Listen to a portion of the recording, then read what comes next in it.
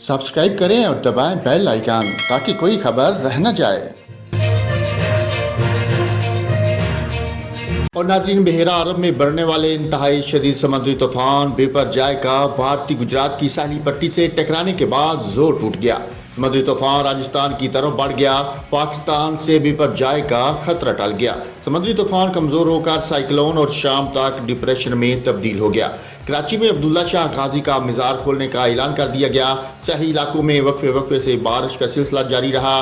वफाकी वजीर बराए मौसमियाती तब्दीली शेरी रहमान ने कहा कि समुद्री तूफान बिपरजॉय के मुतवक्को असरात से निपटने के लिए मुकम्मल तौर पर तैयार थे, तहाँ पाकिस्तान इसकी शिद्दत से महफूज रहा।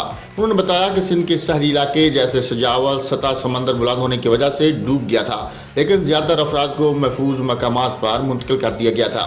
साथ ही उन्होंने इंसानी जानों के महफूज बनाने में ताउन करने वाले तमाम शराकतदारों का शुक्रिया अदा किया।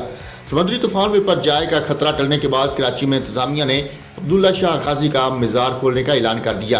अब्दुल्ला शाह गाजी का मीज़ार 2 रोज़ कबल बिपरजॉय के पेश नज़र बंद किया गया था।